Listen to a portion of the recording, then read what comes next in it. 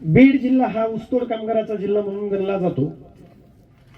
बीड जिल्ह्यामध्ये लोक कोरडवाहू शेती जास्त प्रमाणात आहे.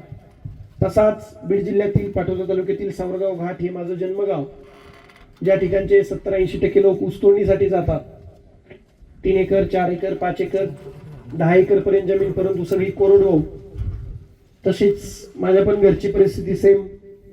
आई वडील जन्मानुजन्म ऊस तोडायला जाणार. गावाकडे जी शेती आहे ती कोरडवाहू जमीन, त्यातून उत्पन्न कमी.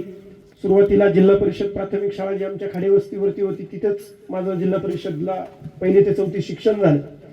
त्यानंतर 5वीला संत गाडगे महाराज आश्रमशाळा आहे टाकळी काजी, अहिल्यानगर जिल्ह्यामध्येच, तर तिथे माझं 5वीचं शिक्षण झालं. त्यानंतर 6वी ते 7वी मी पाटोद्याला डॉक्टर बाबासाहेब आंबेडकर वसतिगृहात राहिलो. त्यानंतर 8वी ते 10वी परत मूळ गावी भगवान महाराज विद्यालय सावरगाव घाट या ठिकाणी माझी 8वी ते 10वी झाली. परत 11वी 12वी शेजारीच असणाऱ्या मुगगावला माझं ग्रॅज्युएशन म्हणजे सायन्स मधून 12वी पूर्ण झाली. त्यानंतर मग मी बलबीम महाविद्यालयामधून डिग्री पूर्ण केली आणि डिग्री BA केली.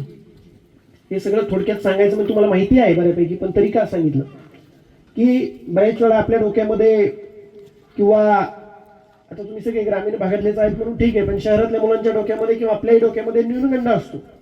आपल्या डोक्यामध्ये असतं की जे क्लास 1 होतात, आता तुमच्यापैकी काही जण DYSP DC किंवा IAS IPS होऊ शकतात, क्लास 2 होऊ शकतात, STI ASO PSI. परंतु आपण मानसिकता करून घेतो की DYSP खूप अवघड असतं, DC खूप अवघड असतं, राज्यसेवा MPC खूप अवघड असतं. आणि बऱ्याच वेळा चांगली मुलं सुद्धा पोलीस भरती करतात. मी पोलीस भरती खूपच कमी दर्जाचं पद आहे असंही म्हणत नाही, परंतु बऱ्याच वेळा पात्रता असताना सुद्धा मुलं चांगल्या पदावर ट्राय करताना दिसत नाही. त्यामुळे मला तुम्हाला हे सांगायचं होतं यातून की माझं प्राथमिक शिक्षण ZP काही शिक्षण आश्रमशाळा वसतिगृहातून, काही शिक्षण मराठी शाळेतून आणि ग्रॅज्युएशन BA मधून झालं.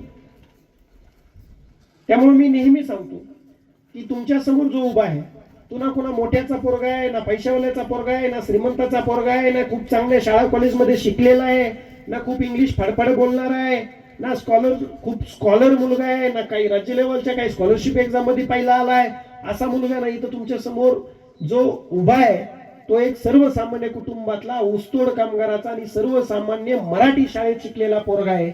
आणि तो जर DYSP होऊ शकतो तर तुम्ही सुद्धा चांगल्या पदावर जाऊ शकता, चांगल्या क्षेत्रात आपलं नाव कमवू शकता.